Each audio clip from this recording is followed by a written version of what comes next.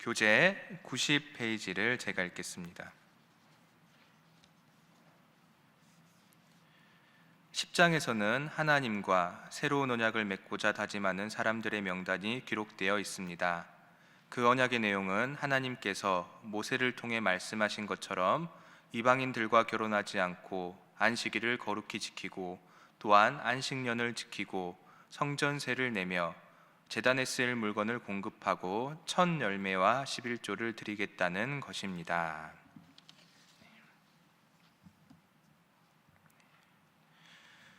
지난번 본문에서 우리는 언약 갱신을 위해 과거를 돌아보며 진심으로 회개했던 이스라엘을 살펴봤습니다.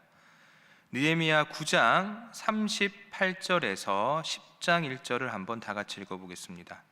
느헤미야 9장 38절에서 10장 1절까지입니다. 이 두 절을 함께 읽겠습니다. 시작. 우리가 이 모든 일로 말미암아 이제 견고한 언약을 세워 기록하고 우리의 방백들과 레위 사람들과 제사장들이 다 임봉하나이다 하였느니라. 그 임봉한 자는 하가랴의 아들 총독 느헤미야와 시드기야. 아멘. 오늘 본문을 보시면 이제 이스라엘은 다시는 흔들리지 않을 견고한 언약을 세우겠다라고 합니다. 여기서 참 특이한 단어의 사용이 보입니다. 38절 중반에 나오는 견고한 언약이란 단어입니다. 견고한 언약. 이 단어의 원어는 아마나라고 합니다. 뜻은 굳건한, 참된 무엇이란 뜻입니다. 굳건하다, 참된 무엇이다. 즉 언약을 나타낼 때 사용하는 단어가 아닙니다. 본래 히브리어로 언약은 베리트라고 합니다. 그런데 38절에서 다른 단어를 써버린 겁니다. 그렇다면 오늘 본문은 왜 베리트를 사용하지 않고 낯선 단어인 아마나를 사용했을까? 잠시 느헤미야 9장 7절을 보겠습니다. 느헤미야 9장 7절에서 8절 초반입니다. 제가 한번 읽어보겠습니다. 주는 하나님 여호와시라. 옛적에 아브람을 택하시고 갈대아 우르에서 인도하여 내시고 아브라함이라는 이름을 주시고 그의 마음이 주 앞에서 뭐를 보시고 충성됨을 보시고 그와 더불어 무엇을 세우사? 언약을 세우사. 하나님이 아브람과 언약을 세우신 이유는 그의 마음이 주 앞에서 충성되었기 때문입니다. 그냥 언약을 세우신 것이 아니라 아브라함의 마음이 충성되었다. 여기 나오는 충성이 아마나입니다. 느헤미야의 기자가 38절을 쓰면서 방금 나왔던 8절을 감안했던 겁니다. 이런 뜻입니다. 이스라엘아, 이제 너희도 아브람처럼 그 마음이 주 앞에서 충성되어서 흔들리지 않는 굳건한 언약을 세우라입니다. 아브라함을 닮아라입니다. 아브라함을 닮아라. 이제 다시 38절을 보겠습니다. 우리가 이 모든 일로 말미암아 이제 견고한 언약을 세워 기록하고 우리의 방백들과 레위 사람들과 제사장들이 다 임봉하나이다 하였느니라. 임봉을 하였다라고 합니다.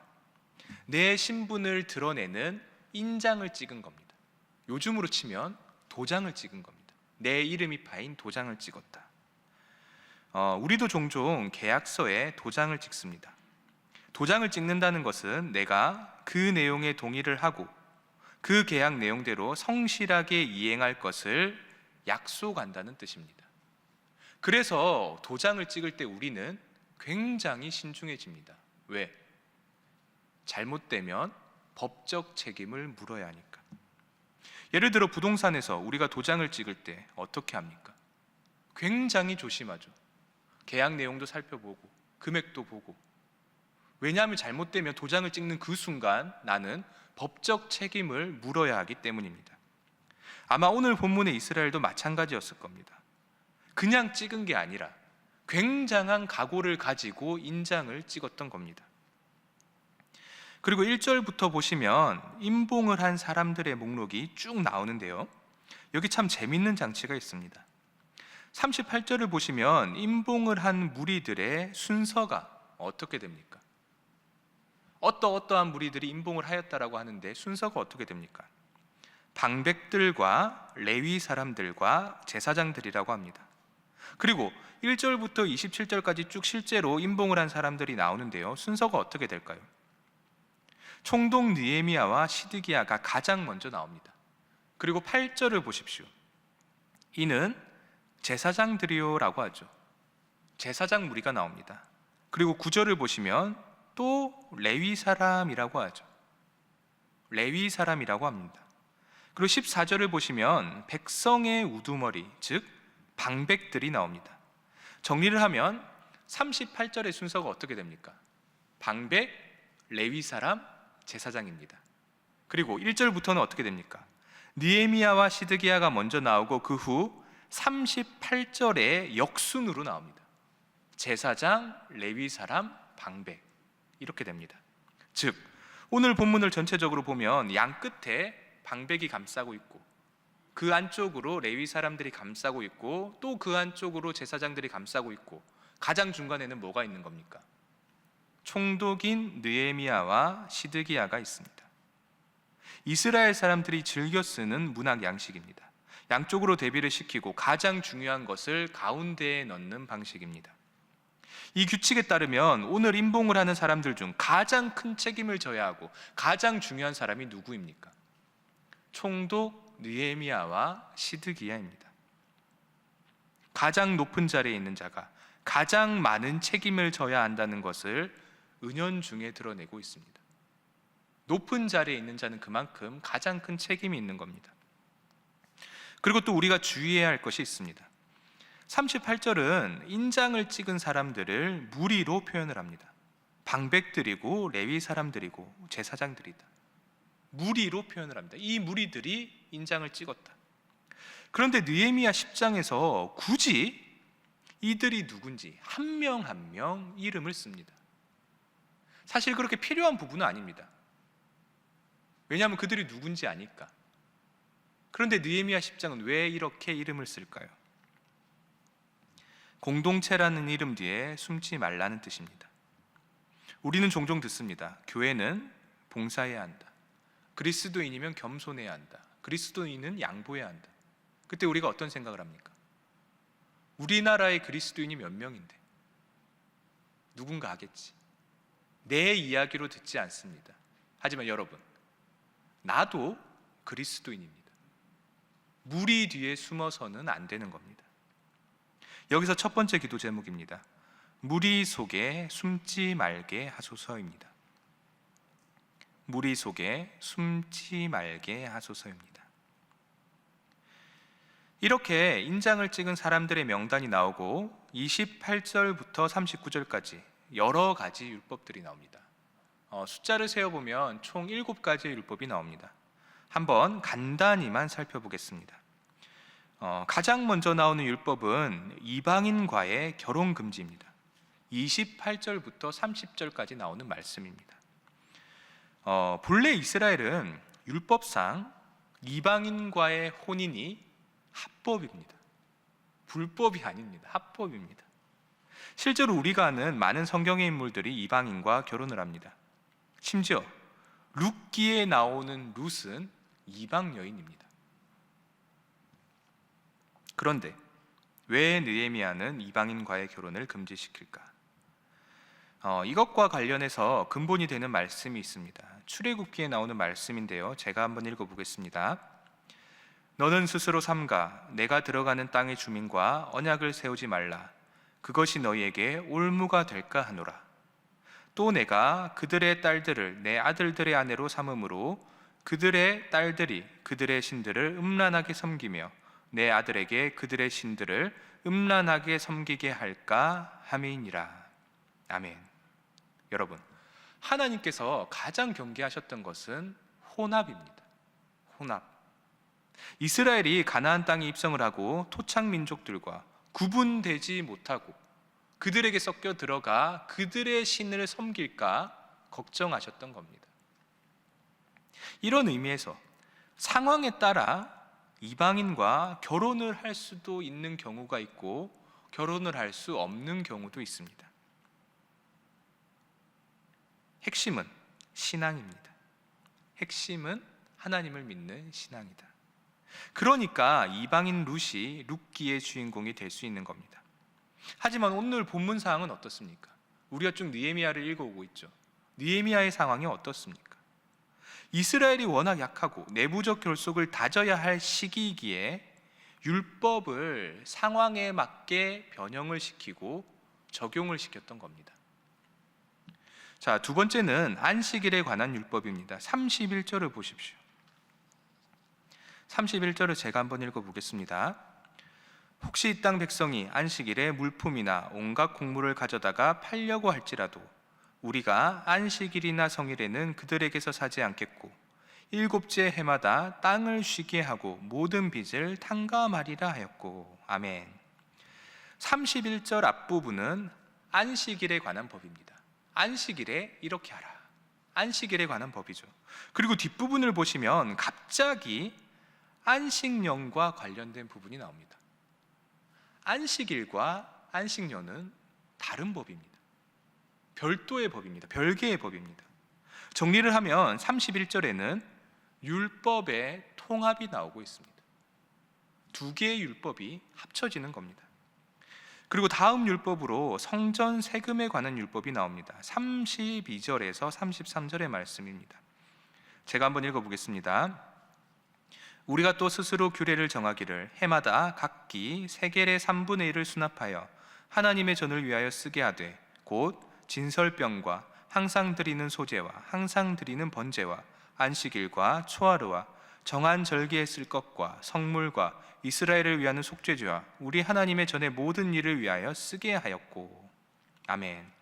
32절 중반을 보시면 이렇게 나옵니다. 해마다 각기 세겔의 3분의 1을 수납하여 뭐를 위하여 쓰라? 하나님의 전을 위하여 쓰라. 본래 오경을 보시면 성경 보존을 위한 세금에 관한 항목이 놀랍게도 나오지 않습니다. 성전 보존을 위한 세금이 율법에 나오지 않습니다. 그런 세금은 존재하지 않는 율법입니다. 그러면 과거에는 성전이 어떻게 유지가 됐을까요? 당연히 유지가 안 됩니다. 그러니까 성경 곳곳에 나오는 레위인들이 도망을 치는 겁니다. 성전 유지도 안 되고 심지어 이스라엘 백성들이 11조를 내라는 율법조차도 안 지켜서 레위인들이 다 뿔뿔이 흩어지는 겁니다. 농사를 하기도 하고 아니면 아예 지역을 떠나버리기도 합니다. 그렇다면 오늘 본문 당시에는 어땠을까요? 에스라 6장을 보시면 다리오 왕이 성전에 대한 재정 지원을 약속합니다. 그리고 오늘 본문 당시인 아닥사스다 왕도 성전에 재정 지원을 해줍니다. 하지만 그러한 지원은 영구적일 수가 없습니다. 상황에 의해 지원이 끊어질 수도 있고요. 왜냐하면 왕의 마음이 바뀔 수도 있죠. 지원을 해주겠다라고 하다가 다음날 일어나서 나 못 해주겠다 이러면 끝인 겁니다. 그리고 결정적으로 그 왕이 죽으면 지원은 끊어지기 마련입니다. 그래서 오늘 본문에서 이스라엘은 새로운 율법을 창조해냅니다. 새로운 율법을. 성전이 중요하다라는 건 누구나 다 동의를 하니까 그 정신에 힘입어 새로운 율법을 만들어낸 겁니다. 그리고 다음 율법이 34절에 나옵니다. 여호와의 제단에 나무를 공급하는 율법입니다. 여호와의 제단에 나무를 끊이지 않게 공급하라. 레위기 6장을 보시면 이런 말씀이 나옵니다. 불은 끊임이 없이 제단 위에 피워 꺼지지 않게 할지니라. 아멘. 제단의 불은 끊임없이 불타올라야 합니다. 그러면 나무가 얼마나 들까요? 굉장히 많이 들겠죠. 24시간 계속해서 불타야 하니까. 그러면 이 나무를 누가 공급했느냐? 여호수아 9장에 나오는데요. 기브온 사람들이 나무를 공급합니다. 기브온 사람들이. 그런데 문제는 이제 기브온 사람이 별로 없다란 겁니다. 느헤미야 7장을 보시면 귀환자 목록이 나오는데요. 거기에 기브온 사람들이 나옵니다. 몇 명이나 귀환할까요? 기껏해야 95명이 귀환을 합니다. 95명이 귀환을 하는데 24시간 불타올라야 할 나무를 1년 내내 평생도록 지원을 할 수 있을까? 그걸 공급할 수 있을까? 불가능하겠죠. 여력이 없습니다. 그래서 34절에 따르면 제비를 뽑아서 걸리는 가문이 나무를 공급하기로 합니다. 제비를 뽑아서 결정합니다. 새로운 규칙을 만든 겁니다. 그리고 다음 율법은 35절에서 36절입니다. 이렇게 나옵니다. 해마다 우리 토지 소산의 만물과 각종 과목의 첫 열매를 여호와의 전에 드리기로 하였고, 또 우리의 맏아들들과 가축의 처음 난 것과 소와 양의 처음 난 것을 율법에 기록된 대로 우리 하나님의 전으로 가져다가 우리 하나님의 전에서 섬기는 제사장들에게 주고. 아멘.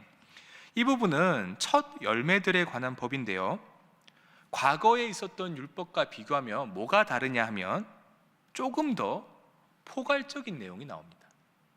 내용이 확장되는 것을 발견할 수 있습니다. 폭이 넓어진 겁니다. 그리고 마지막으로 37절에서 39절에 걸쳐 11조에 관한 율법이 나옵니다. 여기 나오는 율법의 특징은 뭘까요? 매우 구체적이라는 것입니다. 11조를 누구에게 내야 하는지, 어떻게 관리해야 하는지, 그리고 그 관리를 누가 할 것인지에 관해 아주 자세히 설명을 합니다. 즉, 실천을 용이하게 해주는 율법입니다. 이렇게 오늘 본문에 나오는 여러 율법들을 간단히 정리해 봤는데요, 여러분, 오늘 본문에 나오는 이 율법들이 왜 나왔을까요? 왜? 어떤 의미가 있는 것일까? 첫째로, 명제만 가지고는 부족하다입니다. 명제만 가지고는 부족하다. 우리가 가끔 이런 기도를 합니다. 하나님, 제가 하나님의 말씀, 하나님의 율법에 순종하겠습니다. 이런 맹세만 있으면 될까? 아닙니다. 뭔가 구체적인 약속이 필요합니다. 오늘 본문도 마찬가지입니다. 하나님과 언약을 갱신했다, 도장을 찍으면서까지 진심으로 임했다, 이거면 될까? 절대로 아닙니다.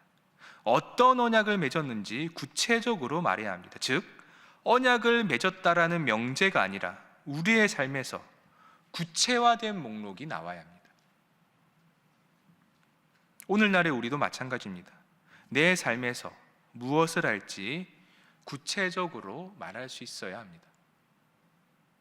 주여 주여 믿습니다, 고백만 해서는 안 된다란 겁니다. 예를 들어, 하나님, 주일 성수는 꼭 하겠습니다. 그리고 하나님, 새벽 예배는 제가 아무리 아파도 일주일에 3번 이상은 하겠습니다. 최대한 열심히 하겠습니다. 그리고 하나님 아버지, 올해 신일교회 목표가 지역을 섬기는 신일교회입니다. 하나님, 제가 11조는 하고 따로 또 제 소득의 3% 정도를 반드시 바치겠습니다.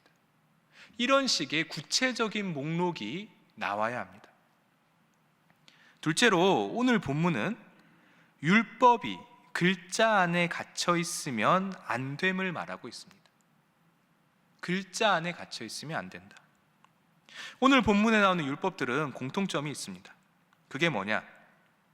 모세오경에 나오는 율법에 철저히 기반을 하되 그 정신은 절대로 훼손이 되지 않습니다. 철저히 기반합니다. 철저히 기반을 하되 문자 그대로 지킨 율법이 단 하나도 없다라는 겁니다. 단 하나도 없습니다. 현실적인 실천을 위해 율법을 개정했고요, 포괄적인 방향으로 재규정을 합니다. 그리고 상황에 따라 율법 2개를 통합을 하기도 합니다. 그리고 심지어 필요하다면 새로운 율법을 만들기까지 합니다. 여러분, 하나님의 율법, 하나님의 말씀은 종이나 문자에 갇혀 있지 않습니다. 글자를 뛰어넘어 우리 속에 파고들고 우리의 삶 속에서 끊임없이 변화하고 있습니다. 이 변화의 모습이 무려 성경에 기록돼 버린 겁니다. 성경에 그 변화가 기록되어 있습니다. 여러분, 이렇게 오늘의 말씀이 끝이 납니다. 여기서 두 번째 기도 제목입니다. 진정한 율법이 뭔지 깨닫게 하소서입니다. 진정한 율법이 뭔지 깨닫게 하소서. 말씀을 정리하겠습니다. 8장에서부터 봤듯이 이스라엘은 하나님과 한 번 더 언약을 갱신하려 합니다. 한 번 더 갱신을 하려 합니다. 하지만 과거를 살펴볼 때 그들에게 자격이 없었습니다. 그래서 이스라엘은 진심으로 회개를 합니다. 자신의 과거의 죄를 속죄를 했던 겁니다. 그리고 오늘 본문에 따르면 그들은 자칫하면 법적 책임을 물을 수도 있음에도 불구하고 인장까지 찍습니다. 그들의 각오가 어느 정도인지 보여주는 행위입니다. 그러면 이런 각오만 보여주면 될까? 아닙니다. 그들이 실제로 무엇을 지킬지가 중요합니다. 그래서 느헤미야 10장은 그들이 실제로 지킬 율법들을 기록합니다. 그런데 그 율법들을 보니 참 묘합니다. 과거 모세오경에 적힌 율법들과 똑같은 것이 단 하나도 없습니다. 율법의 정신은 보존하되 율법의 형태는 과감히 바꿉니다. 그리하여 이스라엘은 다시 한 번 더 도약할 준비를 마치게 됩니다. 이제 오늘 말씀을 놓고 기도하겠습니다. 첫 번째 기도 제목은 무리 속에 숨지 말게 하소서입니다. 그리고 두 번째 기도 제목은 진정한 율법이 뭔지 깨닫게 하소서입니다. 그리고 마지막 세 번째 기도 제목은 주일을 앞둔 우리 위임 목사님을 영육간에 강건하게 하시고 말씀의 은혜를 부어주소서입니다. 이 세 가지 기도 제목을 놓고 우리 다 같이 기도하겠습니다. 주여 믿습니다. 주여 믿습니다. 주여 믿습니다.